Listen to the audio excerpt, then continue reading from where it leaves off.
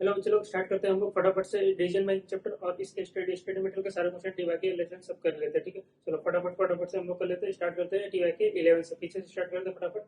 Question number 11 क्या बोल रहा है? Amount sports manufacturing facilities deals in manufacturing, वो स्पोर्ट्स बना रहा है, स्पोर्ट्स आर्टिकल बना रहा है। Although MSME major market player but can capture the market further. ठीक है, ऑलरेडी बड़ा है और भी बड़ा हो सकता है। ठीक है, currently MSME manufacture 5 types of badminton shuttle बनाता है अलग अलग प्रकार के, जिसका नाम है P101, 102, 103, 104, 105। Production facilities are limiting factor at MSME, मतलब प्रोडक्शन जो फैसिलिटी, प्रोडक्शन जितना था, मतलब प्रोडक्शन उतना, प्रोडक्शन लिमिटिंग फैक्टर मतलब प्रोडक्शन कम हो तो कम कर पाते होंगे लोग, बिकॉज ऑफ आर जो भी इनका रीजन होगा। Production factor facilities limited factor है। Production and marginal cost data of product 5 product का दिया हुआ है। P10, 102, 3, 4, 5 का डेटा दिया हुआ है। मंथली प्रोडक्शन बता रहा है कि इसका इतना इतना हम लोग प्रोड्यूस करते हैं। इसका डायरेक्ट मटेरियल कॉस्ट दिया पर यूनिट इतना इतना। ठीक है, और direct material cost and direct labour cost दिया हुआ है और वेरिएबल प्रोडक्शन ओवरहेड दिया हुआ है। ठीक है, आगे क्या बोल रहे हैं? On drive to cost leadership strategy, MSME is thinking to outsource some of the product. बोल रहा है कि हम क्या करेंगे, कुछ प्रोडक्ट क्या करते हैं, आउटसोर्स कर देते हैं। Shuttles can outsource from well establish company, outsource from a well establish company. प्रोटीज को हम लोग दे देंगे at the following prices. There is no time between products, all products can be outsource individually. अलग अलग प्रोडक्ट ऐसा दे सकते हैं हम लोग कि हमको मन नहीं कर रहा P102 नहीं बनाने का, क्यों मन नहीं करेगा नहीं बनाने का, क्यों हो सकता है कि इसका कंट्रीब्यूशन कम आ रहा हो, प्रॉफिट इसमें कम आ रहा, अदर प्रोडक्ट में ज्यादा तो वहां पे ज्यादा ध्यान दे। तो ऐसा करके ये लोग क्या कहते हैं, इंडिविजुअली भी आउटसोर्स कर सकते हैं। These cost are on CI basis, सब इनका मतलब सब कॉस्ट है, इंश्योरेंस रेट सब मिला के सीआई कॉस्ट है। ठीक है, तुमको आईडीटी पता होगा। अभी आउटसोर्स का खर्चा कितना लगेगा, तो P101 अगर आउटसोर्स करोगे तो 17, ऐसे अलग अलग 18, 18, 11, 15 अलग अलग कॉस्ट दिए हुए। ठीक है, बाय करने के बाहर से। कंपनी वाइड फिक्स ओवरहेड, देखो कंपनी का टोटल फिक्स ओवरहेड की कॉस्ट कितना है, 50 lakh each year. Out of which 2,40,000 बोल रहा है, 2,40,000 का खर्चा directly attributable to production of this 5 product, बोल रहा है ऑन एनुअल बेसिस, पूरे साल भर का। ठीक है, तो देखो यहाँ पे ध्यान से आप लोग अगर पढ़ोगे तो मैंने क्या बोला था कि डिसीजन लेते इसमें फीस को नहीं लेते, लेकिन ऐसा फीस को जो तो स्पेसिफिकली तुम्हारे लिए खर्चा हो रहा है तो उसको हम लोग लेते हैं। ठीक है, लेकिन मतलब कि इस प्रोडक्ट के होने से वो खर्चा हो रहा है तो हाँ लो, अगर ये प्रोडक्ट नहीं होता तो यह खर्चा होता था क्या, नहीं होता था, तो उसको मतलब तुमको लेना चाहिए। ठीक है, डिसीजन में, क्योंकि वो फिक्स कॉस्ट नहीं होगा, एज गुड एज वेरिएबल ही हो गया। अगर तुम हो तो ये है, तुम नहीं हो तो ये भी नहीं है। तुम्हारे होने या ना होने पे भी ये कॉस्ट है, तुम रहो या ना रहो पर भी फिर भी ये कॉस्ट है, तो इस कॉस्ट को इग्नोर कर सकते हैं हम लोग। ठीक है, मतलब कि देखिए जैसे तो रेंट रेंट घर का रेंट जो जाता है, मेरा बिजनेस का सब, मेरा जितना माल बिके ना बिके कुछ लेना देना नहीं, इतना रेंट हर हर फिक्स जाएगा ही जाएगा। ठीक है, तो उसको हम लोग निगलेक्ट करेंगे डिसीजन लेने के टाइम पे। तो ऐसा कॉस्ट तुम्हारे होने या ना होने पे भी है, तो उसको बोलेंगे फिक्स कॉस्ट है, वो तुम्हारे होने वो अवॉइडेबल नहीं। ठीक है, तो ऐसा ये लोग बोल रहे हैं, मतलब वो खर्चा तो होना ही होना है, तो क्या करेंगे हम लोग, उसको लेंगे, कंसिडर करेंगे। ठीक है, दिस फीस, अभी देखो यहाँ पे क्या बोल रहा है, 15 लाख का टोटल कॉस्ट है, इसमें से 2,40,000 का खर्च तुम्हारे डायरेक्टली एट्रीब्यूटेबल है फॉर, और ये पूरे साल भर का है। This is for all 5 product. ठीक है, पूरे साल भर का है 2,40,000, तो 2,40,000 डिवाइडेड 5 करेंगे तो हर एक प्रोडक्ट के लिए 48,000 का खर्चा आएगा पर एनम। ठीक है, लेकिन यहाँ पे तो मंथली डेटा हुआ, मंथली प्रोडक्शन दिया हुआ, यूनिट दिया हुआ, तो क्या करेंगे, मंथली कितना आएगा सबको, 48,000 है ना, तो ये हर एक प्रोडक्ट का पर प्रोडक्ट। ठीक है, डिवाइड पे 12 तो हर प्रोडक्ट का 4,000 का खर्चा आएगा। ठीक है, हर प्रोडक्ट के लिए 4,000 का खर्चा आएगा, ये याद रखना। आगे क्या बोल रहे हैं, the fix overhead of 2,40,000 is evenly split across सच, देखो इवनली स्प्लिट बोल रहा है करने के लिए, मतलब सबको बराबर बराबर बांट दो, तो मैंने बराबर बांट दिया। And entirely avoidable till date company does not have experience to outsource any element of production, आज तक कंपनी ने कभी आउटसोर्स नहीं किया। Mister Singh who is newly appointed management accountant का वो कौन सा है, bring the huge experience to the organization on cost control and reduction technique while discussing the possibility of outsourcing with CFO। Singh ने क्या बोला, explained the limitation of outsourcing and also presents a white paper on gain sharing arrangement, gain sharing arrangement समझाया उसको, which can be, हाँ सब जगह समझाते ही रहते हैं, which can be entered with the supplier to whom outsourcing is considered। CEO just entered into the office, CEO आ गया ऑफिस के अंदर, ऑफ सीएफओ के अंदर ऑफिस के अंदर आ गया। वे सर डिस्कशन चालू था तो उसको भी थोड़ा आने लगा, थोड़ा उसको क्यूरियोसिटी जागने लगा on words of sir discussion, but he heard about gain sharing arrangement and curious to know about the further about the same. अभी रिक्वायरमेंट क्या बोल रहा है कि CEO post presentation discussion 6 report from mister, हमको हमको रिपोर्ट देना पड़ेगा उनको, to recommend the product we should be outsource, कौन सा आउटसोर्स करना चाहिए, और हमको एक्सप्लेन करना है गेन शेयरिंग अरेंजमेंट को। ठीक है, तो गेन शेयरिंग अरेंजमेंट जो पढ़ा उसका थ्योरी आप लोग यहाँ पे लिख दो, और फिर यहाँ पे पहले तो आउटसोर्स कौन सा करना नहीं करना वो डिसाइड करना, ठीक है। तो देखो डिसाइड ऐसे करेंगे, सारे प्रोडक्ट के बारे में लिख दिया, पी सबका नाम लिख दिया, सबका वेरिएबल कॉस्ट पहले तो लिख लो। देखो इसका 6 4 ये सबका वेरिएबल कॉस्ट मैंने छाप दिया, ये तीनों के तीनों कॉस्ट छाप दिए मैंने, ठीक है। और कुछ एक्स्ट्रा काम यहाँ पे मैंने किया नहीं, ठीक है। तो मुझे पता चल गया टोटल वेरिएबल कॉस्ट इतना हो गया, और सारे के सारे यूनिट से मल्टीप्लाई कर दो। ये मंथली मंथली मंथली है ना, तो मंथली यूनिट भी इतना, तो सारे मंथली यूनिट से मैंने मल्टीप्लाई कर दिया, टोटल वेरिएबल कॉस्ट आ गया मंथली, ठीक है। क्या तुम्हारा फीस कॉस्ट ये जो मंथली मैंने निकाला था 4,000, ये भी लेना चाहिए 4,000 कहां से, तो 2,40,000 15 लाख के टोटल कॉस्ट में से फीस कॉस्ट में 2,40,000 इस 5 प्रोडक्ट का था, उसको डिवाइड किया मैंने 5 प्रोडक्ट से, तो हर प्रोडक्ट का 48,000 का खर्चा है। This is for per annum, ठीक है। और यहाँ पे मंथली प्रोडक्शन है, तो मंथली प्रोडक्शन के आपसे जो कॉस्ट है मंथली है, तो इसको डिवाइड कर दिया मैंने 12 ईयर से, 12 मंथ से, तो मंथली आ गया 4,000, ठीक है। तो फीस कॉस्ट भी मैंने सबका डाल दिया 4,000, तो टोटल कॉस्ट आ गया सबका इतना इतना इतना, ठीक है। ये हो गया, तो टोटल 5 प्रोडक्ट को प्रोड्यूस करने का मतलब 36,200 का कॉस्ट आ गया। समझ गई बात। अब अगर हम लोग अगर आउटसोर्स करते हैं, आउटसोर्स करने का ये कॉस्ट है अलग अलग 17 18 18 11 15, ठीक है। तो मैंने लिख दिया 17 18 18 11 15, और यूनिट कितना, तो यूनिट यहीं से ले लो 1000 1200 इतना यूनिट बनाएंगे, ठीक है। तो टोटल कॉस्ट कितना रहा 17,000 21,600, इतना अलग अलग कॉस्ट है। टोटल कॉस्ट 1,31,100 है। आप देख लो कौन सा ज्यादा आ रहा है, जहाँ पे इधर पे खुद बनाएंगे 16,000, बाहर करेंगे तो 17,000, तो ये तो कैंसिल। 23,200 यहाँ पे 21,600, तो yes this product should be outsource. क्योंकि देखो अगर मैं ये प्रोडक्ट खुद बना रहा हूँ 23,200 आ रहा है, और बाहर से ले रहा हूँ तो 21,600, तो इसको आउटसोर्स करना चाहिए। आगे देखो 32,000 यहाँ पे 36,000, तो ये चलेगा, ये हमारे पे कम 43,000 33,000। तो देखो ये वाला भी देखो, तो यहाँ पे 43,000 खुद बनाने पे और बाहर से 33,000, तो ये दो प्रोडक्ट का आउटसोर्स करेंगे। और तीसरा ये 22,000 है, 22,500 है, तो बाकी सब तो महंगे पड़ रहे, बाकी ये दो प्रोडक्ट में यहाँ खरीदने पे सस्ता पड़ रहा है, तो मैं क्या करूंगा P102 और 104 को मैं क्या करूंगा आउटसोर्स करूंगा, ठीक है। तो 102 104 शुड भी आउटसोर्स, और गेन शेयरिंग एग्रीमेंट का थ्योरी लिख के आ जाऊंगा, हो गया खत्म मेरा बात, ठीक है।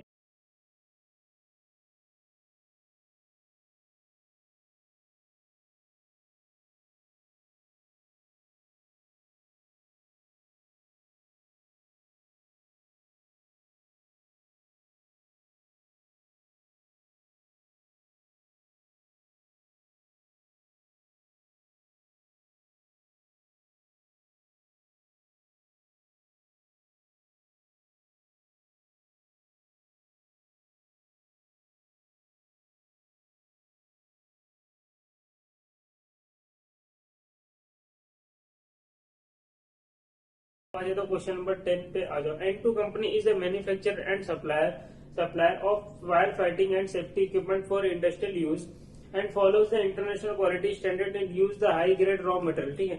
It is a fast growing brand, ठीक है। जो भी टाइम पास दिया हुआ वो सब छोड़ो। N2 has been offered a bid a prospective export contract for 20,000 commercial fire, इसको 20,000 फायर एक्सटिंग्विशर बनाने का क्या मिला, कॉन्ट्रैक्ट मिला। Following specification from USA and the delivery term is FOB, ठीक है। 2 gallon cylinder holding 10 pound of multipurpose dry, ठीक है। N2 is exporting first time, इस बार ये एक्सपोर्ट करने जा रहे हैं। तो प्राइस कंपटीशन दिया हुआ है यहाँ पे, डायरेक्ट मटेरियल कॉस्ट दिया, अलग अलग अलग अलग कॉस्ट दिया, ठीक है। After quotation of USD 32.5, the buyer is negotiating the price and ready to pay only USD 28.50। इन्होंने बोला हम खरीदेंगे 32.5 में, मतलब हम बेचेंगे 32.5 में। देखो यहाँ पे सेलिंग प्राइस डिसाइड किया। सामने वाला बायर बोलता है कि नहीं, मैं 28.50 यूनिट डॉलर 28.50 पर यूनिट, उससे ज्यादा मैं दूंगा नहीं, ठीक है। Advice whether it is worth accepting 28.50 considering other factor, ठीक है। तो देखो सिंपल सी बात है, मुझे एक बात बताओ, टोटल तुम्हारा कॉस्ट जो है, ये तुमने जब टोटल कॉस्ट निकाला तो उसमें ये सब कॉस्ट लिया, चलो ठीक है। इसमें कहीं फिक्स कॉस्ट दिख रहेगा तो उसको हटा देना, ठीक है। तो देखो यहाँ पे मेरे को ये फिक्स कॉस्ट दिख रहा है, तो ये मुझको नहीं लेना चाहिए था $100, ठीक है। 100 ये मुझे नहीं लेना चाहिए था। तो ये अगर मैं नहीं लेता तो 1980 की जगह कितना होता था, 1880 होता था, ठीक है। 1880 प्लस 100 करो 1980, तो ये 1880 होता था, ठीक है। इतनी बार समझ में आ गई। मार्कअप तो अभी ऐड मत करो, मार्कअप तो बाद में ऐड करो। इतना तुम्हारा टोटल कॉस्ट होता था 1880। तो देखो यहाँ पे बात समझ में 1880 तुम्हारा कॉस्ट होता था। $1 इज टू कितना 67 होता है, ठीक है। यहाँ पे दिया हुआ गेम पे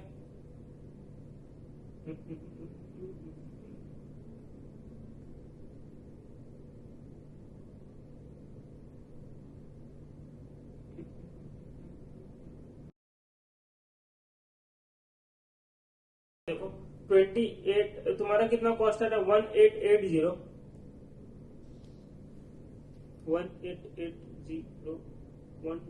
इक्वल टू 60। ये देखो यहाँ पे दिया हुआ USD to INR $1 is equal to 60 cent. तो $1 इज इक्वल टू 60 सेंट, तो 1880 के हिसाब से तुम्हारा टोटल कॉस्ट कितना आता है 28.06 आ रहा है। ठीक है 28.06 वो तुमको कितना देना होगा 28.50 तो भी तुम कमा रहे हो ना 0.44 पर डॉलर पर यूनिट $0.44 और तुमको क्वांटिटी है 20,000 तो तुम $8,800 कमा रहे हो ना।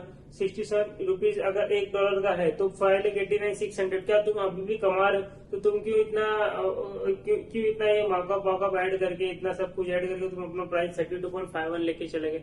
नहीं करने का गलत बात है। ठीक है तो यहाँ तक अपना कॉस्ट तुम्हारा टोटल कॉस्ट कितना तुमने यहाँ पे निकालना टोटल कॉस्ट 1980। तो इसमें देख लो कि अदर कॉस्ट कौन सा इंक्लूड है। ठीक है जो इंक्लूड नहीं होना चाहिए तो फिक्स कॉस्ट इंक्लूड नहीं होना चाहिए डीजल लेने के टाइम पे। तुम्हारा कॉस्ट 1880 होता था 1880 के हिसाब से मैंने देखा $1 इज इक्वल टू 67 तो 1880 रुपीज ये सब रुपीज में ये सब रुपीज में तो यहाँ पे दिया रुपीज में तो कितना आ रहा है तुम्हारा 1880 रुपीज में तो $1 अगर 61 रुपीज है। ठीक है तो 1880 रुपीज ये रुपीज कितना डॉलर होगा $28.06 होगा। ठीक है तो तुमको कितना बेचना चाहिए 28.06 कम से कम तुम इतना तो तुमको कम से कम रिकवर करना चाहिए। ठीक है और वो तुमको 28.50 देने को रेडी है फिर भी तुम 0.44 कमा रहे हो और 20,000 यूनिट्स के पीछे $8,800 कमा रहे हो। ठीक है तो 5,89,600 तुम्हारा बेनिफिट हो रहा है। तो क्या करना चाहिए तुमको advice with it is accept करना अच्छी बात है एक्सेप्ट कर सकते। स्टार्ट करते हैं question number 8। Golden Pacific Airlines Limited operates its services under the brand Golden Pacific. The Golden Pacific time pass लिखा है। Profit of the Golden Pacific have been decreasing for several years in an effort to improve the company's performance. Consideration is being given to drop several flights that appear to unprofitable। पर जो profit मिले flight को बंद कर दो। ठीक है income statement for one such flight देखो एक फ्लाइट का इनकम स्टेटमेंट दिया है GP22 इज गिवन बिलो पर फ्लाइट। ठीक है अब यहाँ पे क्या बोल रहा है कि रेवेन्यू इतना जनरेट हुआ इतना वेरिएबल एक्सपेंस से इतना कंट्रीब्यूशन हुआ फिर ये सारे एक्सपेंस दिए हुए माइनस करके बोल रहा है इनका नेट लॉस आ रहा है। ठीक है और अदर इन्फॉर्मेशन दिया हुआ तुमको पूछ रहा है कि using the data available prepare करो analysis what impact dropping flight GP022 would have on the airlines profit. अब हम लोग क्या करेंगे हम लोग ना देखेंगे कि ये लोग जो कॉस्ट माइनस कर रहे हैं वो कॉस्ट क्या सही माइनस कर रही है गलत माइनस कर रहे हैं। तो जो नहीं माइनस होना चाहिए हम लोग नहीं माइनस करेंगे। ठीक है तो हम लोग क्योंकि अभी इसको प्रॉफिट में लेके आते हैं। कंट्रीब्यूशन मार्जिन है 5,88,000 का कंट्रीब्यूशन मार्जिन हो गया हमारा 5,88,000 का। ठीक है कंट्रीब्यूशन चालू करेंगे वही same revenue minus variable cost खत्म होगा। ठीक है अब आगे सैलरी फ्लाइट क्रू 1,70,000। अब नीचे इन्फॉर्मेशन क्या है member of the flight crew are paid fixed annual salaries where is the flight assistant. देखो इनको ना annual salary fixed annual salary मिलने मतलब तुम फ्लाइट चलाओ ना चलाओ उनको सैलरी मिलने वाला नहीं मिलने वाला ही है। ठीक है तो तुम क्यों इसको इस कॉस्ट को माइनस करो तो फिक्स कॉस्ट है ना तो फिक्स कॉस्ट को नहीं लिया था डीजल लेने के टाइम पे तो इस कॉस्ट को मत माइनस करो तो इस कॉस्ट को मत माइनस करो 1,70,000 को तो हम लोग नहीं माइनस करेंगे इसको। ठीक है आगे क्या बोला whereas flight assistant are paid by the flight. तो फ्लाइट असिस्टेंट जो होता है उनको हम लोग क्या कर रहे हैं पैसा फ्लाइट जितना उड़ेगा उतना उस हिसाब से पैसा दे रहे हैं। तो यहाँ पे ये वाला खर्चा तुम्हारा वेरिएबल नेचर का है मतलब फ्लाइट नहीं उड़ेगा तो नहीं पैसा देना पड़ेगा और फ्लाइट उड़ेगा तो खर्चा करना पड़ेगा। ठीक है तो ये फ्लाइट से रिलेटेड है तो हम लोग क्या करेंगे खर्चे को माइनस करेंगे। ठीक है ये कॉस्ट हमारा है तो ये 31,500 हम लोग यहाँ पे माइनस कर देंगे। ठीक है आगे क्या बोल रहे हैं baggage loading and flight preparation expenses is an allocation of ground crew salary and depreciation of ground equipment।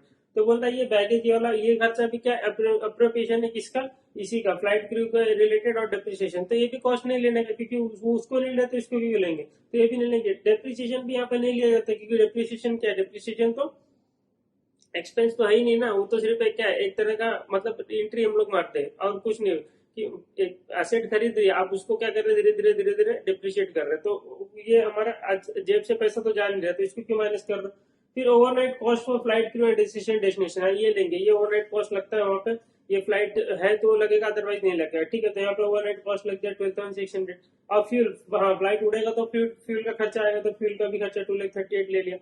अब डेप्रिसिएशन और एयरक्राफ्ट तो बता दिया नहीं लेगा। लाइबिलिटी इंश्योरेंस 1,47,000 यहाँ पे कुछ लिखा है 1/3 of the liability insurance special charge against flight GP022 मतलब ये वाला जो खर्चा है 1,47,000, उसमें से 1/3 जो खर्चा है वो सिर्फ बिकॉज ऑफ दिस फ्लाइट है, ठीक है, इस फ्लाइट का खर्चा। तो इस फ्लाइट का एक स्पेशल खर्चा लो ना, जो इस फ्लाइट के लिए खर्चा हुआ। अगर ये फ्लाइट नहीं होता तो खर्चा नहीं होता। तो 1,47,000 का 1/3 मतलब डिवाइड बाय 3 कर तो 49,000। तो लाइबिलिटी सिर्फ 49,000 लो, और कुछ मतलब इंश्योरेंस का। प्रमोशन फ्लाइट होगा तो करेंगे, नहीं तो नहीं करेंगे। तो प्रमोशन खर्चा भी यहाँ पे मैनेज कर देंगे 28,000 का, ठीक है। And hangar parking fees standard fee, ये भी स्टैंडर्ड फी है तो ये भी नहीं लेंगे, ठीक है। तो हो गया अपना, सब कुछ हो गया। तो अब हम लोग ने देखो जो फालतू कॉस्ट थे जो ये लोग ने माइनस करके रखे थे ना, जिसकी वजह से बिना मतलब का लॉस आ रहा था, ये हटा दिया, ये हटा दिया, ये हटा दिया, ये हटा दिया। और यहाँ पे ये वाले 47 पूरा लेस करके रखा हुआ है, इसको नहीं लेस करेंगे, 130 लेस करेंगे। तो हमारा देखो प्रॉफिट में आ गया। तो ये लोग गलती करते हैं, ये लोग को गलती नहीं करना चाहिए। ये लोग लॉस समझ के इसको क्या करते हैं, ड्रॉप करते हैं। लेकिन हम लोग बोलेंगे नहीं, इसको ड्रॉप मत करो, प्रॉफिट में, ठीक है। हो गया question number 7। Question number sorry question number कौन सा था, 8 हो गया। टीवाई का नंबर 8 था। टीवाई का नंबर 7 देखो, Diesel is engaged in manufacturing many chemical product. It is using many chemical, some of which are fast moving, some of which are slow moving and non moving category, ठीक है। The firm has stock of 10 units of non moving toxic metal chemical. It has book value 2,400 and dealer value 3,000, replacement value 4,200, ठीक है। अब देखो, one of the customer of the firm asked to supply 10 units of product which needs all the 10 units of non-moving chemical as an input. The other cost associated with, अभी देखो क्या बोल रहा है, एक कस्टमर है, उसको ना 10 यूनिट प्रोडक्ट प्रोड्यूस करना है, और उसने बोला all the units of the non moving chemical as an input. Customer of the firm asked to supply 10 units of the product which needs all. अभी देखो किसी ने बोला 10 यूनिट्स ऑफ प्रोडक्ट हमको बना के दो, ठीक है, लेकिन वो 10 यूनिट्स ऑफ प्रोडक्ट में सबका सब जितना मटेरियल हमारा पड़ा वो यूज हो जाएगा। एलोकेटेड ओवरहेड कभी भी रिप्लेस इसमें नहीं लेने का रिलेवेंट कॉस्टिंग में, क्योंकि एलोकेटेड है तो इसको क्यों ले रहे हो यहाँ पे। अगर दूसरा ऑर्डर नहीं आया तो ये खर्चा उसमें एलोकेट करते थे क्या, नहीं करते थे ना। आउट ऑफ पॉकेट एक्सपेंस, हाँ, ये अलग से जो खर्चा हुआ ले लो। Labour cost 40 rupees per for each unit 2 hours are required. तो एक यूनिट के लिए 2 आवर, मतलब लेबर का खर्चा 80 रुपया लगेगा, ठीक है। अदर मटेरियल कॉस्ट 80 रुपया लगेगा। The labour force required for the production of the product will be deployed from among the permanent employees। बोल रहा है कि जो लेबर का खर्चा है ना, अभी लेबर लोग को हम लोग जो यूज करेंगे production of the product will be diploid from the among the permanent employees. मतलब हमारे जो परमानेंट एम्प्लॉयज है उसी में से हम लोग लेबर को यूज करेंगे। अभी मुझे एक बात बताओ, अगर ये प्रोडक्ट नहीं आता, तुम्हारे परमानेंट ये प्रोडक्ट का तुमको ऑर्डर नहीं आता, तो तुम्हारे परमानेंट एम्प्लॉय चुपचाप बैठे होते, तो भी उनको तुम फिक्स खर्चा दे ही रहे हो बराबर। तुम उसको फिक्स सैलरी दे रहे हो, तो उसका खर्चा लोगे क्या यहाँ पे। हाँ, अगर वो कुछ काम कर रहा था और कुछ काम कर रहा था, अभी तक यहाँ पे क्या लिखा था, temporary employment deployment will not lead to any loss of contribution. तो कंपनी को लॉस ऑफ कंट्रीब्यूशन नहीं होने वाला। अगर वो लोग कुछ काम कर रहे थे तुम्हारे ऑफिस में, जिसकी वजह से इधर पे काम करने की वहां पे तुमको लॉस हो रहा है, तो उसको लेते थे, उसका खर्चा लेते थे। लेकिन अगर वो लोग चुपचाप बैठे हुए, ये लोग खुद ही बोल रहे कि कोई खर्चा होने वाला, फुकट बैठे हुए लोग एम्प्लॉय, तो उसको यूज कर लिया इस प्रोडक्ट में बनाने में। तो क्या तुम लोग तो भी, अगर ये प्रोडक्ट का खर्चा नहीं, प्रोडक्ट नहीं बनाने नहीं आया, तो भी वो लेबर का खर्चा तुम्हारा ज्यादा ही था। फिक्स सैलरी है ना, यहाँ पे बोल रहा फिक्स, उनको देना ही पैसा among the permanent employ, permanent employ है, ठीक है। और ये लोग के आने से जाने से कुछ वो फिक्स, ये अलग बात है। ये क्या बोल रहा हूँ मैं, अगर उनके आने से अगर वहां यहाँ पे कुछ भी लॉस ऑफ कंट्रीब्यूशन हो रहा है तो फिर उनका खर्चा लेंगे। लेकिन यहाँ पे बोल रहा कोई लॉस ऑफ कंट्रीब्यूशन नहीं है उनके आने से, तो लेबर का खर्चा भी यहाँ पे हम लोग रिकॉर्ड नहीं करेंगे, ठीक है। तो देखो अभी देखो यहाँ पे क्या बोल रहे हैं, तुम्हारा स्टॉक जो है अभी मटेरियल में कौन सा लेंगे, कौन सा वैल्यू लेंगे। देखो तुम्हारे पास कौन सा slow moving, non moving. The firm has stock of 10 units of non moving toxic material. Non moving toxic chemical मतलब उसका कोई अब यूज नहीं है, वहां पे पड़ा हुआ पड़ा ही रहेगा, ठीक है। तो उस टाइम पे क्या लो, उसका जो कचरे का भाव है वो ले लो, ठीक है, जो कचरे का भाव में निकलेगा। तो बुक वैल्यू तो कभी लेने का ही नहीं, बुक वैल्यू तो सिर्फ बुक में दिखाने के लिए रहती है। रियलाइजेबल वैल्यू, हाँ, ये वैल्यू ले लो, क्योंकि ये वैल्यू उसको बेचेंगे तो उसका कचरे का वैल्यू, ठीक है। तो जब भी नॉन मूविंग टॉक्सिक केमिकल रहेगा तो याद रखना कि मतलब ये नॉन मूविंग मतलब कभी हिलने वाला नहीं है जगह से, ठीक है। और ये फालतू है, वेस्ट हो गया, ठीक है। तो उसको वेस्ट को कचरे का भाव में जितना निकलेगा वो वैल्यू ले लो, 3,500 आएगा, रिप्लेसमेंट नहीं लेते, ठीक है, 3,500। तो देखो मैंने इसका नॉन मूविंग का रियलाइजेबल वैल्यू ले लिया 3,500। आउट ऑफ पॉकेट एक्सपेंस मैंने यहाँ पे ले लिया 50 रुपीज पर यूनिट, ठीक है। तो 100 यूनिट्स का कितना,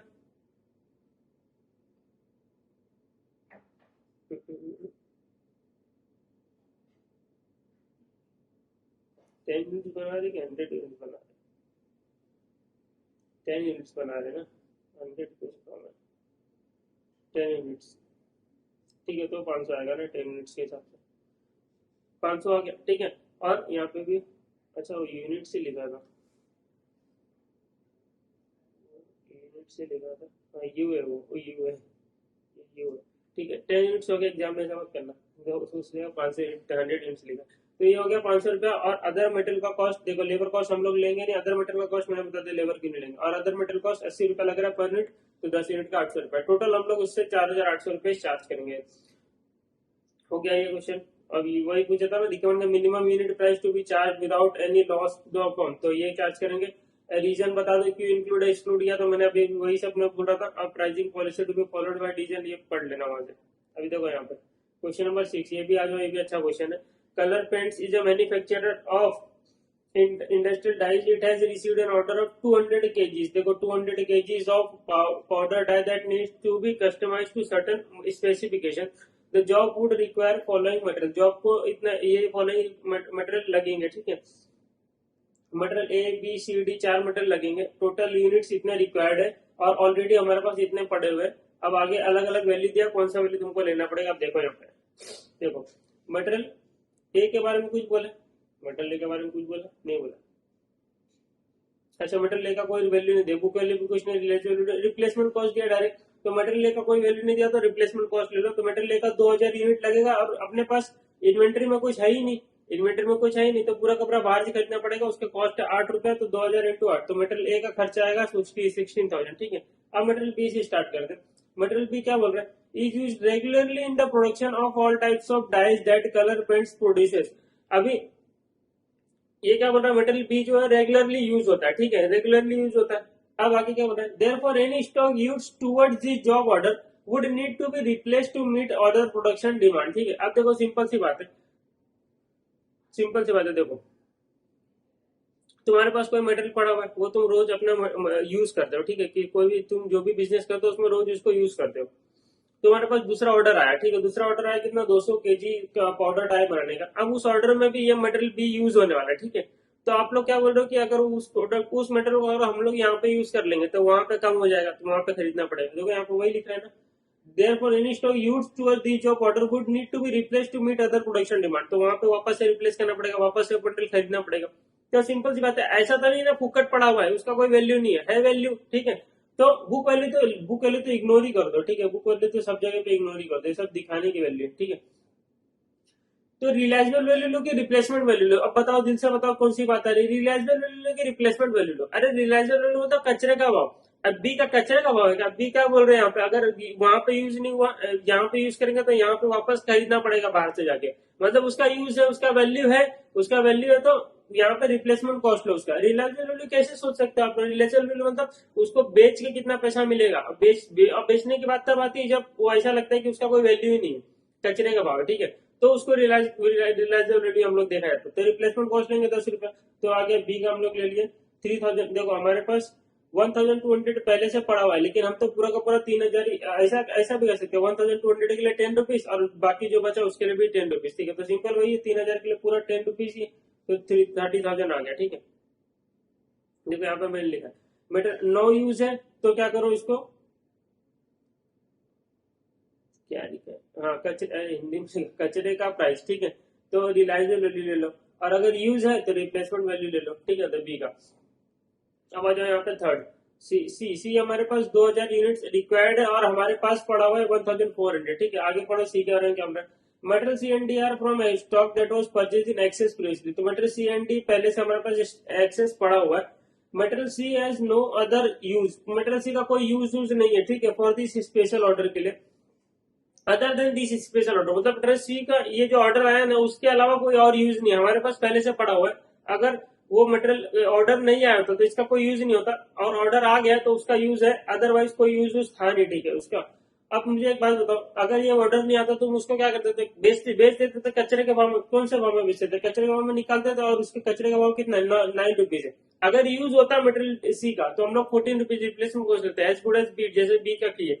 लेकिन सी में उसका बोला कोई यूज नहीं है, ठीक है। ये प्रोडक्ट अगर ये ऑर्डर नहीं आया तो तुम क्या करते, उसको बेचते थे, कचरे में निकालते थे, तो सी का वैल्यू कितना, 9 रुपीज लेंगे, तो सी का 9 रुपीज लेंगे। तो 1400 जो तुम्हारे पास पहले से पड़ा हुआ है, ठीक है, वो उसको तुम कचरे में निकाल देते, तो 1400 के लिए 9 रुपीज, और बाकी जो बच गया वो तो तुमको बाहर से जाके खरीदना पड़ेगा ना। 600 यूनिट्स बच गए तो 600 बाहर से खरीदना पड़ेगा, 14 रुपये में खरीदना पड़ेगा, ठीक है। तो 14 600 के लिए 14 ये आ गया 21,000, ठीक है। ये हो गया सी। यहाँ पे देखो सी के लिए रिलायबिलिटी ले लेंगे। अब डी की बात करते हैं। डी को ध्यान से सुनो, ये तुम लोग यहाँ पे कंफ्यूज हो जाते हो।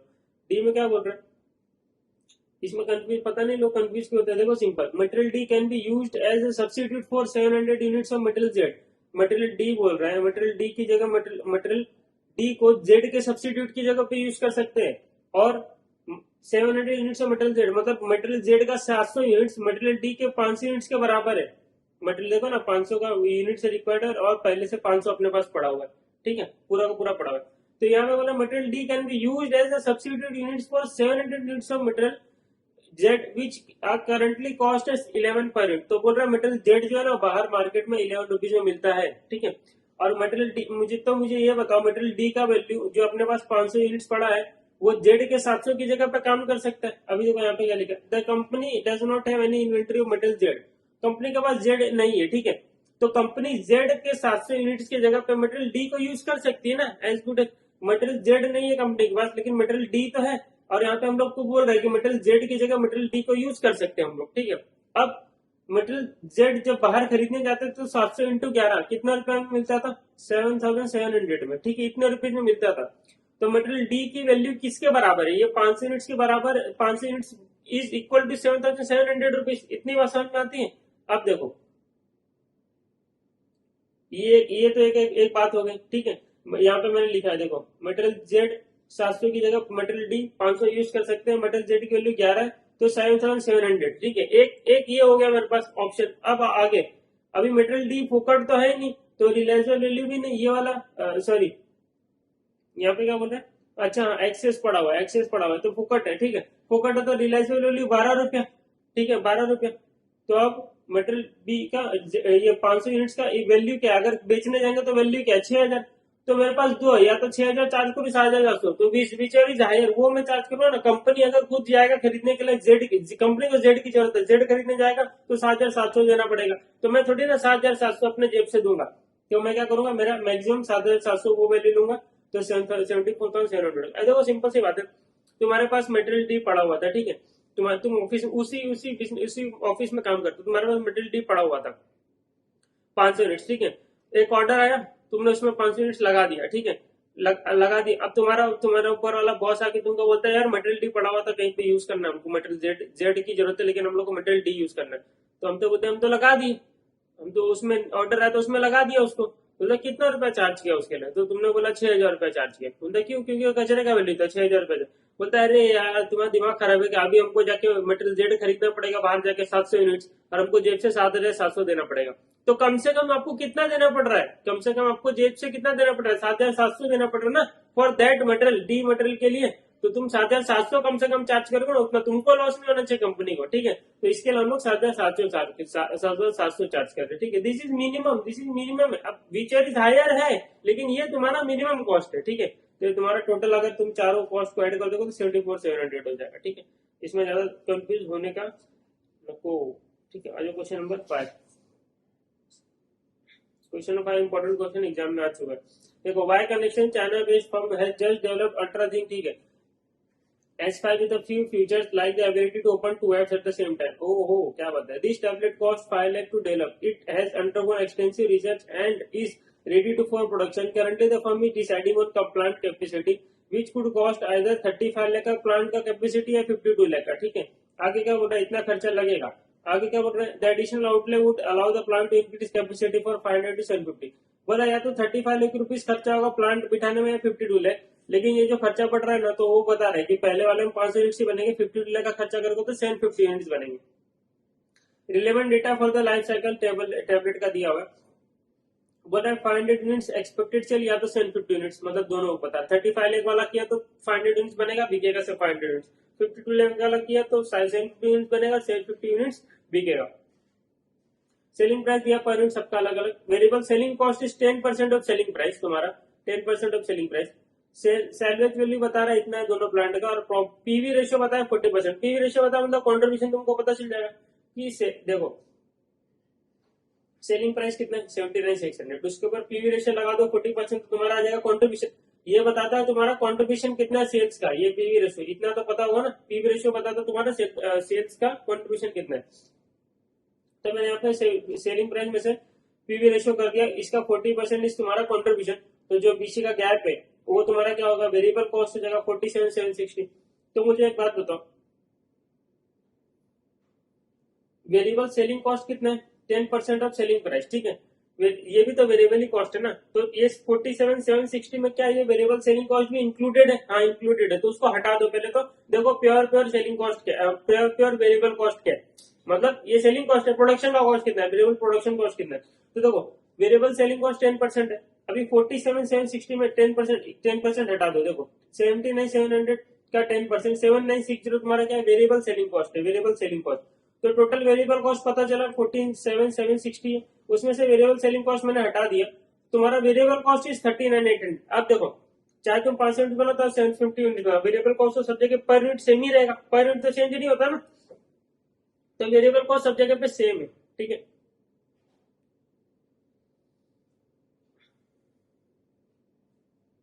ठीक है, तो वेरिएबल कॉस्ट आपका सब जगह पे सेम है। सर आपने सेलिंग कॉस्ट क्यों हटा दिया, अरे सेलिंग कॉस्ट सब जगह पे अलग अलग बेटा, देखो यहाँ पर 10% ऑफ सेलिंग प्राइस है, सेलिंग प्राइस यहाँ पे अलग है, यहाँ पे अलग है, ठीक है, तो 10% ऑफ सेलिंग प्राइस, इसके लिए मैंने क्या वेरिएबल प्रोडक्शन कॉस्ट को अलग कर दिया, ठीक है, वेरिएबल प्रोडक्शन कॉस्ट कितना, तो यहाँ पे से मेरे को वेरिएबल प्रोडक्शन कॉस्ट पता चल गया। अब देखो पीवी रेशियो चेंज नहीं होता, इसलिए वेरिएबल कॉस्ट भी चेंज नहीं हुआ। अब देखो 5 यूनिट 750 यूनिट बनाओगे तो सेलिंग प्राइस तुम्हारा अलग अलग है, देखो सेलिंग प्राइस यहाँ पे कितना 79,600 69,600, तो 79,600 69,600, ठीक है। अब ये 39,800 ही तुम्हारा वेरिएबल कॉस्ट है, तो मैंने वेरिएबल कॉस्ट दोनों में डाल दिया, 39,800 39,800 सेम रहेगा, ठीक है। अब जो 10% of selling price variable selling cost है ये अलग अलग रहेगा, यहाँ पे 10% सेलिंग प्राइस मतलब 79,600 का 10%, तो 7,960, तो यहाँ पे तुम्हारा 7,960, और यहाँ पे सेलिंग प्राइस 69,600 है, तो उसका 10% 6,960, तो कॉन्ट्रीब्यूशन 31,850, देखो 31,850 आ रहा था ना, 840 आ रहा था यहाँ पे भी, इसका 22,840, ठीक है। अब यूनिट यहाँ 500 बन रहे हैं, 750 बन रहे, तो टोटल कॉन्ट्रीब्यूशन इतना मिलेगा, उसमें से फिक्स कॉस्ट भी हटा दो, देखो यहाँ पे तुम्हारा 35 लाख का आने वाला, यहाँ 52 लाख का आने वाला, ठीक है, प्लांट का खर्चा, तो 35 लाख 52 लाख हटा दो, तो प्रॉफिट इतना होगा, यहाँ पे इतना होगा, और बाद में सैलरी वैल्यू भी मिलने वाला है ना, लास्ट में 6 लाख 25 9 लाख, तो सैलरी वैल्यू को ऐड कर दो, तो नेट तुमको इतना पैसा मिलने वाला है, यहाँ पे इतना पैसा मिल रहा है, सबसे ज्यादा पैसा कौन सा 5 यूनिट्स में मिलने वाला, और कितना ज्यादा मिल रहा है 2,55,000 इस कंपेयर में, ठीक है। तो हमको क्या करना चाहिए, क्या करना चाहिए, 500 कैपेसिटी वाला यूज करना चाहिए, तो 500 कैपेसिटी वाला यूज करेंगे, ठीक है, हो गया। और कुछ है इसमें, ये सब तो टाइम पास वाला क्वेश्चन, देखो आयला वाला देख लो, देखो बोला आयला runs the planetarium station in new Delhi, the strength of the station lines is in its live interaction and program for visitor student and amateur, ठीक है, the station is always active with the program for school and college student and for amateur, ठीक है, amateur, ठीक है, one of the stations की attraction is a big screen IMAX theater, IMAX is 70 motion picture, ठीक है, सब time pass दिया हुआ है, ये सब क्या लिखा है, देखो average IMAX show at the station attracts 120 visitors, 50 children 70 adult आते हैं, ठीक है, at the ticket price of 160, price लगता है चिल्ड्रन का 200 एडल्ट का लगता है। आयला एस्टिमेट करती है कि रनिंग कॉस्ट पर, देखो इसको IMAX को चलाने का रनिंग कॉस्ट लगता है 10,000 रुपीज, ठीक है, एक शो का, पर शो का बोल रहे 10,000 रुपया खर्चा होता है, एडिशन फीस कॉस्ट भी इतना लगता है, वो सब फीस को तो इग्नोर करते हैं हम लोग। हॉवर्ड स्कूल हैज अप्रोच आयला about scheduling an extra show, बोल रहा है एक्स्ट्रा शो एक शेड्यूल करो आप for its class 8 student, 100 student and 5 teacher आएंगी ज्वाइन करने के लिए, special show on planet solar system feature that is currently showing, school has asked Ayla for price quote, special show will take place at 8:30 am when the IMAX is not usually open, देखो इस time पे तुम्हारा IMAX open नहीं रहता है, ठीक है, तुम्हारा सिनेमा घर ये सब ओपन नहीं रहता है, तो तुमको सिर्फ जो खर्चा लगेगा ना उसको चलाने का, वो वही तुमको खर्चा को रिकवर करना चाहिए, ठीक है, तुमको मिनिमम प्राइस पूछा ना यहाँ पे, मिनिमम अमाउंट व्हाट आयला शुड चार्ज, तो उस IMAX को चलाने का जो मिनिमम खर्चा लगता है, देखो फिक्स कॉस्ट से तुम चार्ज नहीं करोगे, क्योंकि ये बच्चे लोग जो आ रहे हैं स्कूल से उनके लिए क्या तुम अलग से फिक्स कॉस्ट कुछ कर रहे हो क्या, नहीं, तुम उनके लिए सिर्फ IMAX का शो चला रहे हो अलग से, और उस शो का तुम्हारा 10,000 रुपया लगता है, ठीक है। टिकट तो तब लेंगे ना, टिकट तो वेरिएबल कॉस्ट, वेरिएबल उनके लिए वेरिएबल, मतलब जब मतलब अभी देखो तुम्हारा तुम एक सिनेमा घर चलाते हो, ठीक है, सिंपल जाए तो तुम एक सिनेमा घर चलाते हो, अब रात को कोई आके बोलता है कि मुझे ना रात को 4 बजे का मूवी देखना, तुम्हारा 4 बजे सिनेमा घर बंद रहता है, ठीक है, तो तुम वो जो चलाने का जो खर्चा लगेगा ना, उस रात को चलाने का, जो तुम्हारा कॉस्ट लगेगा, सिर्फ वो खर्चा तुम इससे चार्ज करोगे, बोले इतना पैसा दे दो, बाकी सब क्या तेल लगाना, ठीक है। तो तुमको इसको चलाने का कितना खर्चा लग रहा है? 10,000, 10,000 लग रहा है ना पर शो को खर्च चलाने का। देखो रनिंग कॉस्ट लगता है 10,000, तो वो 10,000 इन लोग से चार्ज कर लो मिनिमम प्राइस, बाकी कुछ मत चार्ज करो, ठीक है। तो मिनिमम प्राइस पूछा ना, इसके लिए हम लोग को जो एक्स्ट्रा खर्चा लगेगा उसको चलाने के लिए वही लेंगे, बाकी कुछ नहीं लेंगे। तो 10,000 रुपया चार्ज करेंगे, ठीक है। अब ये क्वेश्चन तो ये भी एग्जाम में आता रहता है। एस मैनेजेस करता school canteen approximately 1,600 student at Noida. The current cash payment system requires 3 clerks use होते हैं, 90 रुपीज देते हैं हमको, हम उनको सबको 1 घंटे का 90 रुपीज देते हैं, ठीक है। ईच लिखा, ईच पेड 90 रुपीज। तो एम्प्लॉयड फॉर 4 आवर्स, 4 घंटा लोग काम करते हैं दिन में। और कैंटीन 240 डेज कंपनी यूज होता है, ठीक है। 240 डेज मतलब एक साल में ये जो भी ये स्कूल चलता है, ठीक है। तो करंट सिस्टम क्या है? देखो यहाँ पे 3 लोग हैं, 3 लोग है ना यहाँ पे। करंट क्या है सिस्टम? 3 क्लर्क्स से और 4 घंटा काम करते हैं, ठीक है। तो 3 क्लर्क्स 90 दिन काम करते हैं, 90 दिन ना, सॉरी 90 रुपीज हम लोग उनको देते हैं पर आवर का। पर आवर का हम लोग उसको 90 रुपया देते हैं, तो 270 रुपीज हम लोग उनको देते हैं एक दिन का, एक दिन का देते हैं। Each paid 90 rupees per hour, ठीक है। 1 घंटे का हम लोग 90 रुपया देते, तो 3 क्लर्क को 1 घंटे का कितना देते? 270 रुपीज देते। और 4 आवर का काम करते एक दिन में। देखो सिंपल है यहाँ पे, देखो 4 घंटा काम करते हैं, 4 घंटा, एक जन का पहले खर्चा निकालते, 3 जन का निकालेंगे, ठीक है। एक जन का खर्चा कैसे निकलेगा? 90 रुपीज दे रहे पर आवर इंटू 4 रुपया, तो 360 रुपीज हो गया। एक दिन का 360 रुपीज होगा, 240 डेज काम हो रहा है, तो 360 इंटू 240 86,400 हो गया। ये एक जन का पूरे साल भर का खर्चा इंटू 3 कर दो, तीन जन का आ जाएगा 2,59,200, ठीक है। तो यहाँ पे निकालना होगा, बहुत कॉम्प्लिकेटेड होता है। 2,59,200 हो गया पूरे साल भर का, ठीक है। अब आगे क्या बोल रहा है? एस इज कंसिडरिंग वायरलेस, ये WCMS ये सिस्टम लगा रहे हैं, where student could just swipe ID card और अंदर चलेगा फॉर पेमेंट के लिए। दिस सिस्टम वुड कॉस्ट 1,25,000 लगेगा टू सेटअप एंड 36,000 लगेगा पूरे साल भर के लिए ऑपरेट करने के लिए। एस को ऐसा लग रहा है कि ओनली एक ही क्लर्क से काम हो जाएगा, जब ये मशीन आएगा तो सिर्फ उसको खड़ा रहने के लिए बताने के लिए। He have to implement the system, advice S choice of plan, assuming ये जो मशीन है वो 5 साल तक काम करेगा, ठीक है। तो अगर ये करंट सिस्टम होता था, क्लर्क वाला सिस्टम होता, तो साल भर का 2,59,200 का खर्चा होता था, इंटू 5 साल कर दो, क्योंकि मशीन 5 साल चलेगी, तो कंपेरेबल करने के लिए। तो 5 साल का खर्चा 12,96,000 आएगा, 5 साल का खर्चा, ठीक है। और अगर ये सिस्टम हम लोग बिठा देते हैं, तो एक ही क्लर्क का खर्चा जाएगा और इस सिस्टम का खर्चा जाएगा। सिस्टम बिठाने का 1,25,000 का खर्चा जाएगा, ठीक है। इतनी बात समझ में आती है। और 36,000 उसको ऑपरेट करने का खर्चा जाएगा हर साल, तो 36,000 इंटू 5 मतलब 1,80,000 5 साल का, ठीक है। और एक क्लर्क का खर्चा जाएगा, एक क्लर्क का खर्चा हमने निकाला था 86,400, ठीक है। तो आप टोटल कॉस्ट निकाल लो, 1,25,000 प्लस 1,80,000 प्लस 86,400, तुम्हारा 3,91,400 में काम हो जाए।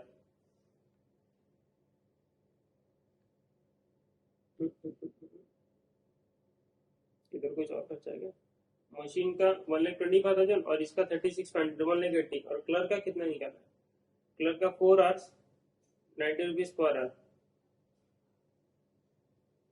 तो 4 आवर्स, अच्छा 5 साल का ना, 86,400 एक ही साल का है, गलती करते 5 साल का, तो 86,400 इंटू 5 साल 4,32,000 प्लस 1,80,000, सब 5 साल में निकाल रहे हैं। क्लर्क का 1 साल का लिया 7,37,000 आ जाएगा, ठीक है। तो आ गया 7,37,000 रुपीज, ठीक है। क्लर्क का भी 5 साल का खर्चा आएगा ना, ये तो एक 86,400 फॉर 1 ईयर, तो 5 साल के लिए इसका भी निकालेंगे 4,32,000। तो टोटल कॉस्ट प्रपोज में 7,37,000, करंट में 12,96,000, तो ये करना चाहिए, मशीन लगा देना चाहिए, ठीक। Start with the illustration number 1. A company manufactures cycles for both adults and children. Given the information दिया साइकिल कैसे बनता है, ठीक है। मंथली डिमांड दिया 10,000 यूनिट, 10,000 यूनिट ट्रेडिशनल में भी, एक्टिविटी बेस्ड कॉस्टिंग में भी। सेलिंग प्राइस अलग अलग दिया, वेरिएबल कॉस्ट दिया हुआ एंड फिक्स कॉस्ट बोला यहाँ पे 10 लाख, यहाँ पे 8 लाख। क्यों? एक्टिविटी बेस्ड में, तो एक्टिविटी वाले ने बोला कि 2 लाख का जो कॉस्ट है तुम्हारा एक्टिविटी के ऊपर डिपेंड है, इसके लिए वो एक्टिविटी बेस्ड कॉस्टिंग के हिसाब से वहां पे चले जाएगा, ठीक है। तो एक्टिविटी कम हो जाएगी तो कॉस्ट भी कम हो जाएगा। यहाँ पे कैसा 10 लाख को मान लिया फिक्स कॉस्ट, जो वॉल्यूम के हिसाब से नहीं चेंज हो रहा है उसको मान लिया पूरा का पूरा 10 लाख है। अब आगे कुछ हो या ना हो, ये 10 लाख का 10 लाख ऐसे ही रहेगा, ठीक है। तो यहाँ पे ये तकलीफ आ जाती थी। तो फिक्स कॉस्ट बोला 10 lakh per month under traditional sequence है, दो that do not very with the volume, ठीक है। फॉलोइंग एक्टिविटी बेस्ड कॉस्टिंग बोलता है कि जो फिक्स कॉस्ट हुआ है जो वॉल्यूम के हिसाब से do not vary as per volume वो 8 ही लाख है, ठीक है। But the study reveal milling machine is use to cut metal into steel support, और बोल रहा है कि production of the steel support takes place in batches of 25 units, और once a batch of children cycle is finish the next batch would start for किसके लिए, added cycles के लिए। देयरफॉर आफ्टर ईच बैच वहां पे setups लगते हैं, setups change करना, तो हर बार if 10,000 children cycle have to be produced, तो नंबर ऑफ सेटअप्स कितने लगेंगे, देखो 25 यूनिट के बाद सेटअप लग रहा है, 25 के बाद सेटअप लग रहा है, ठीक है। 10,000 यूनिट तुमको प्रोड्यूस करना है, डिवाइड बाय 25, तो हर बार कितना कितना total number of setup, 400 units लगेंगे, 400 सेटअप्स लगेंगे, और एक सेटअप का खर्चा 500 रुपया होता है, तो दैट इज इंटू 500 करते हो 2 लाख का जो खर्चा वो ये है तुम्हारा सेटअप का खर्चा, ठीक है। 8 लाख में से 2 लाख, 10 लाख में से 2 लाख का खर्चा ये, दिस इज बेस्ड ऑन तुम्हारा सेटअप, नंबर ऑफ सेटअप। अब बोला ब्रेक एंड पॉइंट निकालो आप सीवीपी मेथड यूज करके, एक्टिविटी बेस्ड के हिसाब से ही बताओ, ट्रेडिशनल के भी बताओ, ठीक है। ट्रेडिशनल देखो ब्रेक एंड कैसे निकलता है, देखो तुम्हारा सेलिंग कॉस्ट हो गया 8,000 और वेरिएबल कॉस्ट हो गया 7,500, तो कॉन्ट्रीब्यूशन हो गया 500, तो एक यूनिट से तुम 500 रुपए एक्स्ट्रा कमा रहे हो, this extra will earn to how to this 500 रुपए जो अर्न किया एक्स्ट्रा, दिस विल अर्न तुम्हारा फिक्स कॉस्ट, ठीक है, रिकवर करेगा, this 500 will recover your fix cost, ठीक है। तो देखो एक यूनिट से तुम 500 रुपया रिकवर कर पा रहे हो फिक्स कॉस्ट का, ठीक है, कंट्रीब्यूशन 500 आ रहा है, तो एक यूनिट से 500 रुपया एक्स्ट्रा कमा पा रहे हो, तुमको ऐसा कितना यूनिट बेचना पड़ेगा सो दैट तुम्हारा 10 लाख का फिक्स कॉस्ट यहाँ पर रिकवर हो जाए, ठीक है। तो 10 लाख के फिक्स कॉस्ट को रिकवर करने के लिए कितना बेचना पड़ेगा, unit 10 lakh divide by 500, 2,000 unit तुमको बेचना पड़ेगा। तो देखो जब तुम 2,000 यूनिट बेच लोगे ना, तो तुम्हारा क्या हो जाएगा, fix no break even point आ जाएगा, मतलब नो प्रॉफिट नो लॉस, मतलब फिक्स कॉस्ट भी रिकवर हो चुका है, ठीक है। कैसे, देखो यहाँ पे 2,000 यूनिट तुम बेचोगे 8,000 रुपीज पे, 2,000 यूनिट तुम्हारा कॉस्ट लगेगा 7,500 रुपीज वेरिएबल कॉस्ट, तो 2,000 यूनिट को तुम 500 रुपया कमाओगे, मतलब 10 लाख कमाओगे, ठीक है, और फिक्स कॉस्ट भी 10 लाख लगेगा, तो नो प्रॉफिट नो लॉस। देखो यहाँ पे चेक प्रूफ भी हो गया। अब एक्टिविटी बेस्ड कॉस्टिंग क्या बोलता है तुम्हारा फिक्स कॉस्ट 8 लाख, लेकिन सेटअप कॉस्ट है 2 लाख का, तो 400 into 500, this is variable cost तो है नहीं, ये भी सेटअप कॉस्ट भी तुम्हारा, तो ये क्या बोल रहा है, फिक्स कॉस्ट भी रिकवर करो, सेटअप कॉस्ट भी रिकवर करो, ठीक है। तो कितना 8 लाख और 2 लाख, यहाँ पे भी 10 ही लाख आएगा, कॉस्ट 10 लाख ही रिकवर करना, लेकिन जब जब जैसे जैसे सेटअप कम होगा तो इसका कॉस्ट कम होता जाएगा, लेकिन यहाँ पे कम नहीं होने वाला, ठीक है। तो 500 यहाँ पे भी एक रुपए से एक यूनिट के सामने 500 रुपए एक्स्ट्रा कमा रहे थे, वेरिएबल कॉस्ट कॉन्ट्रीब्यूशन 500 रुपए, तो तुम्हारा 2,000 यूनिट यहाँ पे भी आएगा, बस यहाँ पे क्या लिखने का तरीका अलग है, fix cost plus setup cost हो गया, एक बात खत्म हो गई। अब आ गया जो नेक्स्ट क्या बोला, इसको तो प्लांट मैनेजर तुम सेटअप्स को कम करना चाहोगे, कम करना चाहिए, तो यहाँ पे लोग ने सेटअप्स कम कर, देखो therefore you propose to increase the batch size, increase कर दो 50 यूनिट्स, तो पहले देखो 25 यूनिट्स बनता था, तो 10,000 डिवाइड 25 तो 500 400 सेटअप्स लगते थे, ठीक है, लेकिन अब 50 यूनिट्स कर देंगे तो 10 डिवाइड 50 आधा हो जाएगा, सेटअप 200 हो जाएंगे, ठीक है। तो अब मुझे एक बात बताओ, सेटअप जब सेटअप 200 हो जाएंगे तो तुम्हारा कॉस्ट एक सेटअप का 500 रुपया, तो सेटअप कॉस्ट 1 ही लाख रुपया लगेगा, लेकिन आगे ये लोग क्या बोल रहे हैं, due to larger production, larger additional inventory size, storage area would be required, तो स्टोरेज एरिया का अलग से 50,000 पर मंथ का खर्चा आएगा, ठीक है। तो ये होने के 50,000 का एक्स्ट्रा खर्चा है, तो वो हम लोग लिख लेंगे 50,000 खर्चा आएगा। तो अब तुम्हारा ट्रेडिशनल में तो वही रहेगा, ट्रेडिशनल में तुम्हारा 2,000 यूनिट ही आएगा, क्योंकि वहां पे कोई 10 लाख का 10 लाख ही रहेगा, यहाँ पे चेंजेस हो जाएगा, 8 लाख फीस कॉस्ट है, और जो 2 लाख है उसका बाइफर्केशन हो गया, तो 2 लाख वो जो 2 लाख है वो अब 1 लाख हो चुका है, और अलग से 50,000 का खर्चा आ गया, ठीक है। तो कितना हो गया, 9,50,000 हो गया, 8 लाख प्लस 1 लाख प्लस 50,000, तो यहाँ पे 9,50,000 हो गया। अब तुमको 9,50,000 रिकवर करना है 500 रुपए, तो एक यूनिट से 500 रुपए रिकवर होता है, तो 9,50,000 रिकवर करने के लिए कितना यूनिट लगेगा, कितना यूनिट अपनों को बेचना पड़ेगा, डिवाइड बाय 500, तो अब 1,900 यूनिट आ जाएगा, ठीक है, 2,000 यूनिट से। तो देखो यहाँ पे देखो 1,900 यूनिट्स आ गया। अब यहाँ पे देखो तुमने यहाँ पे देखो break even point by 100 unit से कम हो गया, 2,000 यूनिट से 1,900 यूनिट से, तुमको बताना था यहाँ पे, ठीक है। अब आगे क्या बोल रहा है, when should लेबर कॉस्ट भी factor into the calculation of cost, labour जब तुम्हारे फुकट बैठे हुए तो ले लो, मतलब फुकट बैठे हुए तो मत लो, ठीक है, लेकिन अगर कुछ काम कर रहे हैं और उनका कंट्रीब्यूशन लॉस हो रहा है तो उनको ले लो, ठीक है, सिंपल वही पूछ रहा है कब लेना चाहिए कब लेना चाहिए। How can the number of setups and cost of be setup flexibility, देखो जितने सेटअप्स तुम्हारे कम होगा उतना मशीन ज्यादा चलेगी, उतना मशीन ज्यादा प्रोडक्शन होगा, तो वो तुम्हारा फ्लेक्सिबल रहेगा, मशीन ज्यादा प्रोडक्शन कर पाएगा, वो यहाँ पे लिखना थ्योरी एक बार पढ़ लेना होगा, ठीक है। अब आ जाओ इलस्ट्रेशन नंबर 2 पे, ये सेम ऐसा ही है, तो ऐसे ही सेम टू, इसमें ज्यादा कुछ है नहीं, सेम टू सेम ऊपर वाले का ऐसा ही है, तो कर लोगे आप। Illustration number 3, expert roadways services private limited is planning to run a fleet of 15 buses in Birpur city on a fix route, ठीक है। ये तो कोई ऑपरेटिंग कॉस्टिंग का क्वेश्चन है, ये इसमें कुछ है नहीं, प्लस माइनस करना है, क्या बताओगे इसमें प्लस माइनस करने तो आता है आपको। Illustration number 4, recently ministry of health and family welfare along with drug control department have come hard on healthcare centers for charging exorbitant fees from their patients. Human Healthcare as Limited (HSCL), a leading integrated healthcare delivery provider, company is feeling pinch of measures taken by authorities and facing margin pressure due to this. ठीक है, margin pressure उनको होता ही रहेगा. HSCL provides treatment under package system where fee is charged irrespective of the days patient stage in hospital. Consultant बोल रहा है 2.5 patient days पर patient, मतलब एक पेशेंट कम से कम 2.5 डेज रहता है यहाँ पे. He wants to reduce it to 2 days. बोल रहा है कि 2.5 डेज से 2 डेज रिड्यूस कर दो. By doing this consultant has targeted a general available cost 500 rupees लगता है पर पेशेंट डे. तो एक डे का 500 रुपया लगता है पर पेशेंट के पैसे. तो ये लोग क्या बोल रहे हैं, हम लोग ना वो कम कर देते हैं. 2.5 डेज लगते हैं तो ज्यादा खर्चा बैठता है.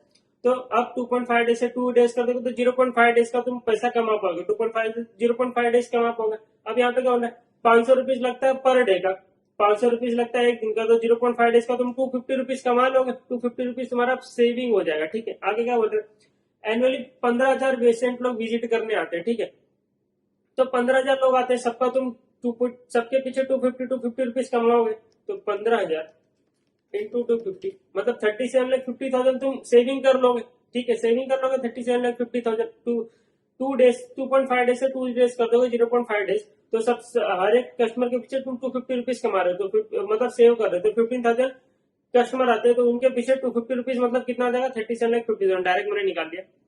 अब आगे देखो, medical superintendent has some concerns with that of consultant. बोला कुछ हमको इश्यू है कंसल्टेंट प्लान के हिसाब से. According to him reducing the patient stay would mental to full recovery of patient. तो फुल रिकवरी हुआ नहीं, आधा अधूरा उसको लूला लगना छोड़ दिया तुमने. ठीक है, उसका 2.5 डेज में थोड़ी ना सब रिकवरी हो जाएगा. मतलब 2.5 डेज में रिकवरी होता है, 2 डेज में थोड़ी ना रिकवरी हो जाएगा. तो उसको 0.5 डेज कम कर दिया, उसको भेज दिया घर पे.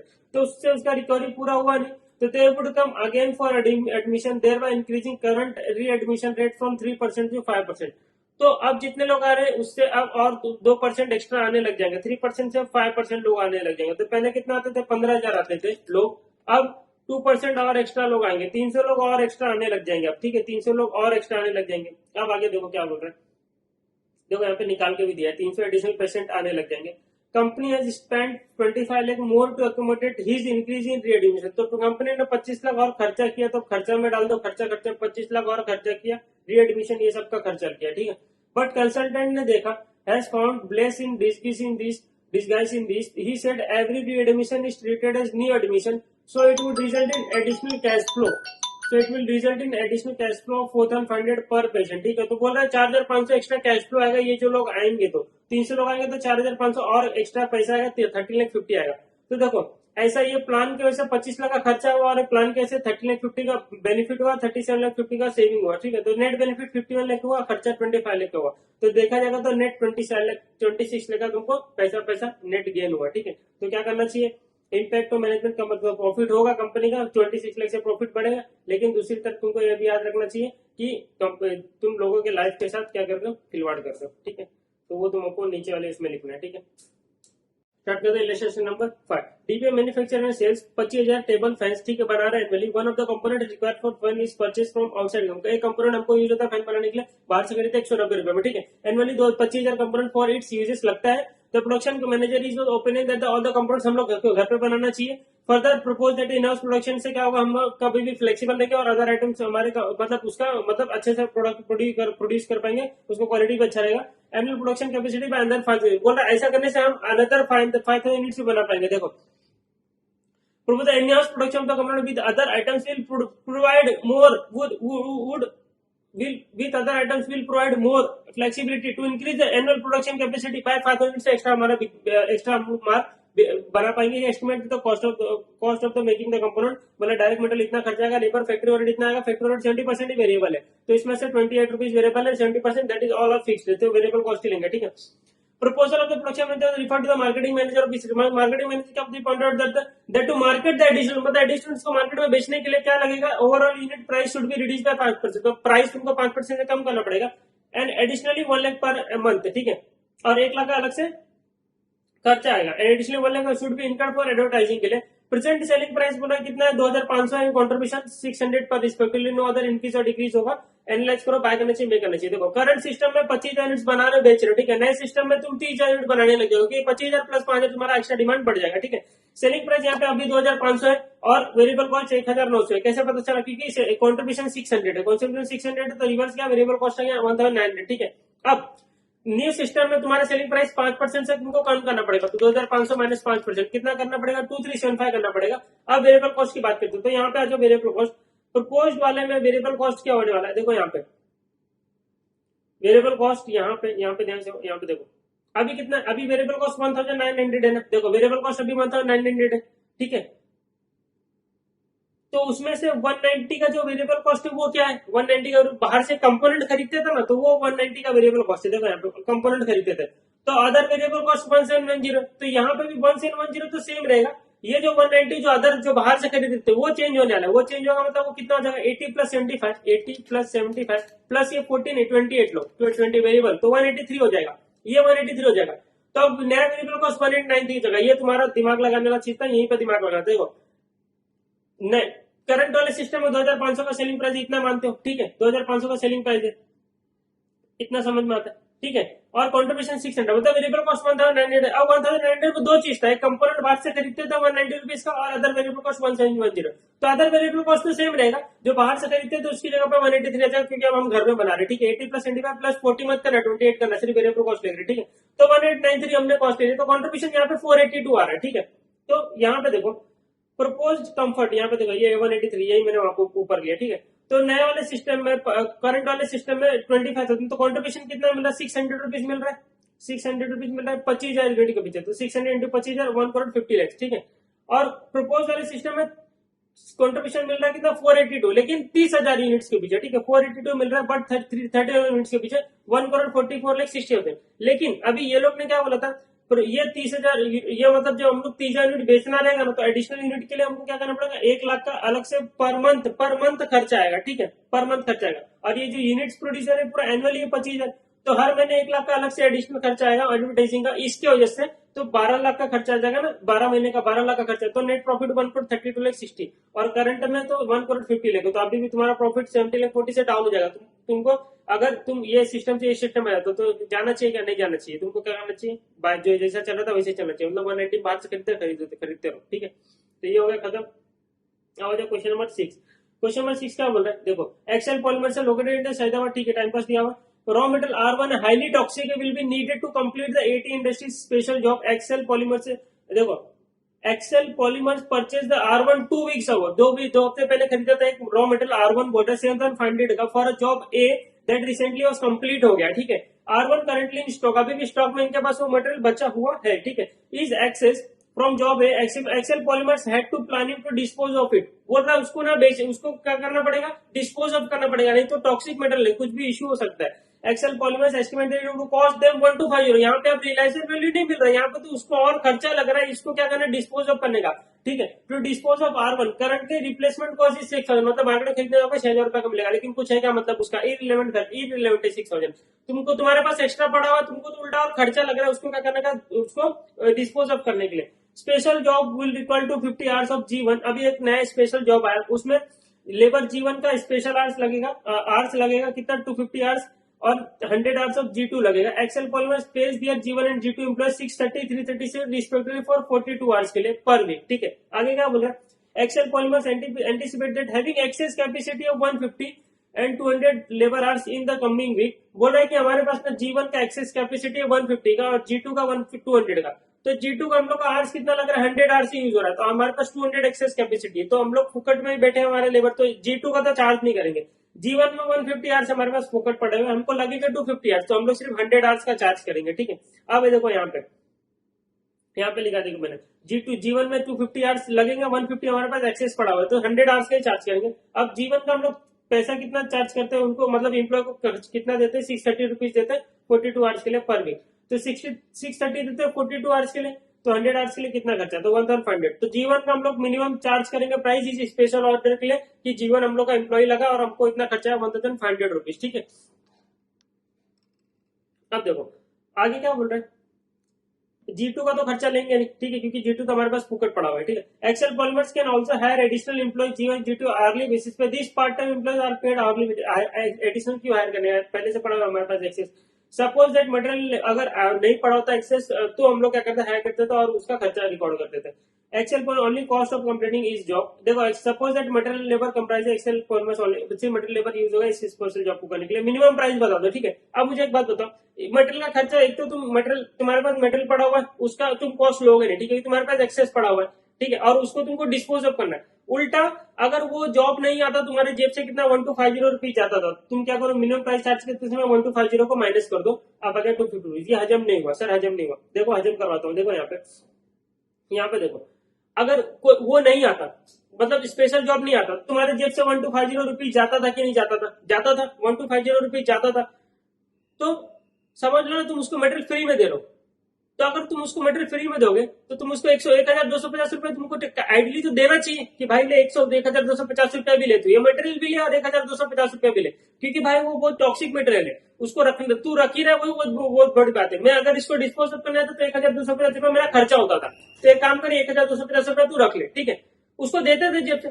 तो जब कोई जॉब आया, तुम चार्ज करोगे, उससे चार्ज करोगे जब पैसा, तो तुम लेबर का चार्ज करो 1500, चलो समझ में आता है, ठीक है। अब उसके जॉब में तुम मटेरियल भी घुसा दे रहे हो अपना, तो मटेरियल जब यूज कर रहे हो, तो वो नहीं आता तो 1250 जेब से आता, तो उसको 1250 का बेनिफिट दे दो, तो 1250 तुमने लेस कर दिया, तो 250 मिनिमम चार्ज होगा, ठीक है। अब ज्यादा डीप में नहीं बता सकते, मेन लेक्चर में देखो। अब तो इलस्ट्रेशन नंबर 7 क्या बोल रहा है, Ravi limited is considering the discontinuous of the division C, the following information is given. क्या बोल रहा है, मेरे को डिवीजन सी बंद करना है, डिवीजन सी बंद करके तो सोच रहे 1,72,500 का प्रॉफिट हो जाएगा, क्योंकि अभी लॉस हो रहा है, ठीक है। आगे देखते हैं क्या बोल रहा है।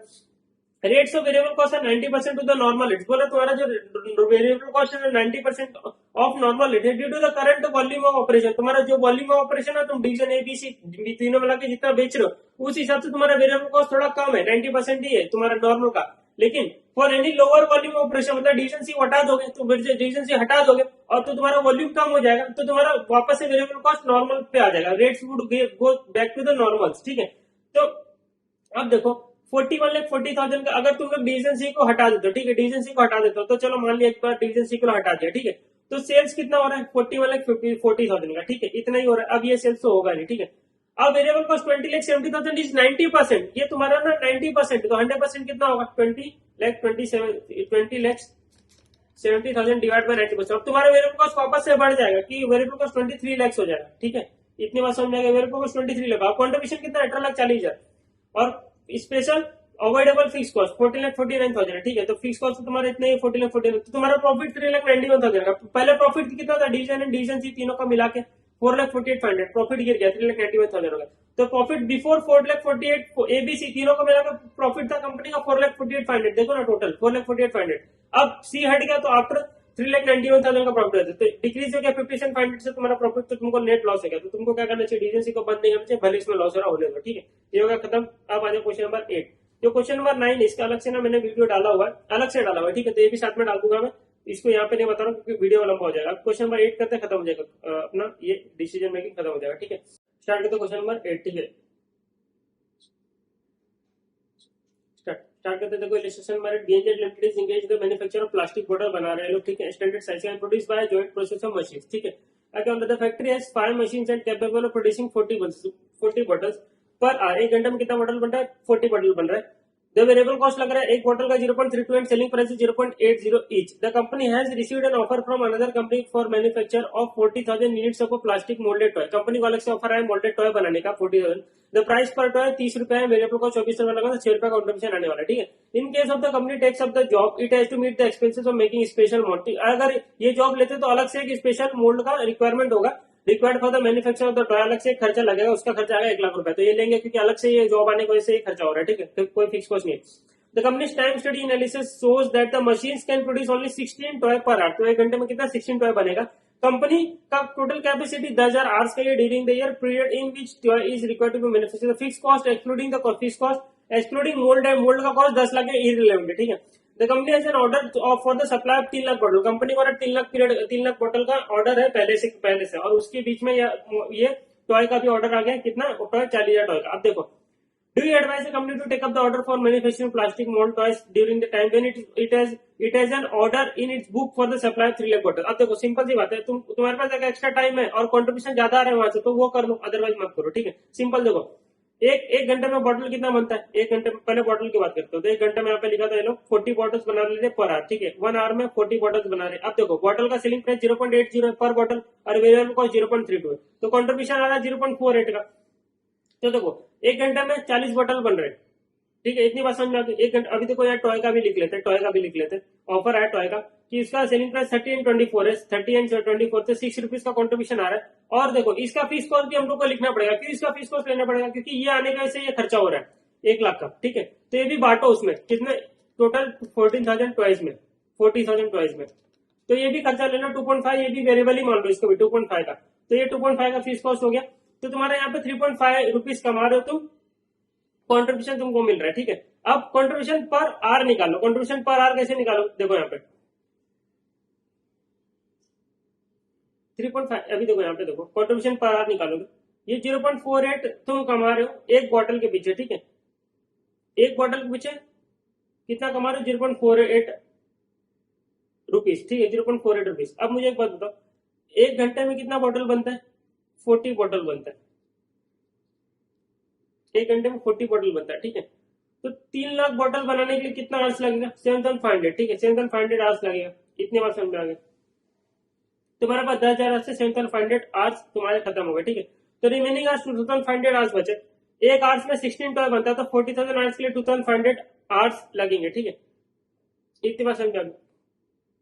तो कंट्रीब्यूशन पर आवर निकालने की जरूरत ही नहीं है, सिंपल सी बात है। 10,000 आवर्स में पूरा मेरा टॉय भी बन जा रहा है, पूरा का पूरा 3 लाख बॉटल भी बन जा रहा है, 40,000 टॉय भी बन जा रहा है, ठीक है। तो यहाँ पे कंट्रीब्यूशन पर आवर निकालने की जरूरत नहीं आती, फिर भी निकाल लेते। देखो 1 आवर में 40 बॉटल आप बनाते हो, ठीक है। एक बॉटल के पीछे 48 कमा रहे हो, 0.48, तो 40 बॉटल के पीछे कितना कमा रहे हो, 40 इंटू 0.48, 19.2 रुपीज कमा रहे हो, ठीक है, 19.2 रुपीज। तो एक घंटे में 19.2 रुपीज कमा रहे हो, इसका मतलब समझ में आया ना। तो ये आगे कंट्रीब्यूशन पर आवर, यहाँ पे एक आवर में 19.2 कमा रहे। क्यों कंट्रीब्यूशन पर आवर निकालो, क्योंकि मेरे पास आवर्स लिमिट है, लिमिट मेरे पास आवर्स है ना, तो आवर्स मेरे पास ज्यादा होंगे तो मैं क्या, आवर्स मेरे पास लिमिटेशन है, तो मैं देखूंगा सबसे एक घंटे में कौन सबसे ज्यादा कमा के दे रहा है, तो मैं वो चीज बनाऊंगा, ठीक है। यहाँ पे देखो तुम 3.5 रुपीज कमा रहे हो एक टॉय के पीछे, और एक 1 आवर में 16 टॉय बना रहे हो, और एक टॉय के पीछे 3.5 कमा रहे हो, तो 16 टॉय के पीछे कितना कमाओगे, 16 इंटू 3.5, तो कमाओगे 56 रुपीज। तो यहाँ पे 1 आवर में तुम 56 रुपीज कमा रहे हो, यहाँ पे 1 आवर में 19.2 रुपीज कमा रहे हो, तो टॉय सबसे ज्यादा कमा के दे। तो यहाँ पे देखो फर्स्ट वाले केस में तो 10,000 आवर्स अवेलेबल था, 3 लाख बॉटल बनाने के लिए 7,500 आवर्स लगे, तो बचे 2,500 आवर्स, और टॉय बनाने के लिए लगेगा 2,500, तो फुलफिल हो गया। तो हमने क्या किया, दोनों ही चीज बना दिया, ऑर्डर एक्सेप्ट कर लिया, ठीक है, ऑफर एक्सेप्ट कर लिया। लेकिन अगर ऐसा केस आता है जहां पे तुम्हारे बॉटल बनाने के लिए ज्यादा टाइम लग रहा है, ठीक है, तो तुमको बॉटल बनाना चाहिए कि टॉय बनाना चाहिए, तो टॉय बनाना चाहिए, क्योंकि टॉय में तुमको कंट्रीब्यूशन 56 रुपीज का मिलेगा। कंट्रीब्यूशन पर आवर निकालने आया क्या, आया ना, हाँ ठीक है। चलो अभी देखो यहाँ पे, if the order of the supply of bottles increases to 4 lakh bottle, बोल रहे 3 लाख से 4 लाख बॉटल होगा, तो क्या करना चाहिए, तो क्या करना चाहिए, सिंपल है। देखो यहाँ पे पार्ट 2 क्या बोल रहा है, 40 बॉटल बनाने के लिए 1 आवर लगता है, तो 4 लाख बॉटल बनाने के लिए 10,000 आवर्स लगेगा, पूरा का पूरा 10,000 आवर्स लगेगा, ठीक है। अब देखो यहाँ पे मैंने निकाला था कंट्रीब्यूशन पर आवर, देखो यहाँ पे 19.2 रुपीज निकाला है, और यहाँ पे 56 रुपीज निकाला है, ठीक है। ये अलग तरीके से निकाला, यहाँ पे अलग तरीके से मैं बता दिया, वहां पे सिंपल जो वहां पे बता दिया। तो कंट्रीब्यूशन पर आवर बॉटल बनाने में 19.2 एंड 56 रुपीज यहाँ पे मिल रहा है। तो तुम क्या करोगे, जहां पे सबसे ज्यादा ये मिल रहा है तुमको 56 रुपीज मिल रहा है ना कंट्रीब्यूशन, तो तुमको क्या करना चाहिए, बॉटल 4 लाख नहीं बनाना चाहिए, 3 ही लाख बनाना चाहिए। तो यहाँ पे क्या बोला, वीडियो एनालिसिस से complete accept the order for the supply plastic moulded toys state reason. हाँ प्लास्टिक मोल्डेड टॉय का ऑफर एक्सेप्ट करेंगे, पूरा 4 लाख बॉटल नहीं बनाएंगे। क्यों, क्योंकि हमको कंट्रीब्यूशन पर आज ज्यादा मिल रहा है। टॉय में 56 रुपीज कमा रहे घंटे के पीछे, 19.2 रुपीज कमा रहे, तो 1 घंटा वहां पे देना चाहोगे कि यहाँ पे देना पाओगे, क्योंकि तुम्हारे पास आवर्स कम है, तो तुमको टॉय में ज्यादा टाइम देना चाहिए, ठीक है। अब आ जाओ थर्ड पार्ट, क्या बोल रहे हैं, an associate company of BNZ limited has ideal capacity and देखो एसोसिएट लिमिटेड, इसका कंपनी एक एसोसिएट कंपनी है बीएनजेड का, willing to take up the whole part of the manufacturing of the plastic moulded toys sub contract basis. Sub contract basis वाला moulded हम लोग बना देंगे, टेंशन मत लो। The sub contract price inclusive cost, total cost लगेगा 28 rupees per toy, ठीक है। डिटरमाइन करो minimum expected excess machine hours capacity need to justify the project, ठीक है बताते हैं। देखो सिंपल इंडिफरेंस पॉइंट की बात कर रहे हैं, देखो सिंपल सी बात है। अभी अगर अभी देखो यहाँ पे देखो ध्यान से देखो, ये इंपॉर्टेंट चीज है। अभी अभी हम लोग अगर खुद बनाते हैं, अगर हम लोग खुद बनाते हैं तो देखो 24 रुपया लगता है वेरिएबल कॉस्ट और 1 लाख का फिक्स कॉस्ट लगता है, ठीक है, और सब क्वांटिटी का 28 रुपए में काम खत्म हो जाएगा। देखो सिंपल सी बात है, अगर तुमको एक यूनिट बनाना रहेगा तो तुम क्या खुद बनाओगे क्या? नहीं, तुम बाहर से ले लोगे ना 28 रुपए में डायरेक्ट। क्यों खुद बनाओगे? खुद बनाओगे तो 1 लाख रुपए का अलग से मोल्डेड टॉय लेना पड़ेगा, तो 1 लाख 24 रुपए खर्चा होगा एक एक टॉय के लिए, ठीक है। ऐसे 2 टॉय बनाने रहेगा तो 1 लाख 48, 24 प्लस 24 लगेगा, 1 लाख तो ये रहेगा, तो 1 लाख 48 1 लाख 48 रुपीज खर्चा करना पड़ेगा, ठीक है।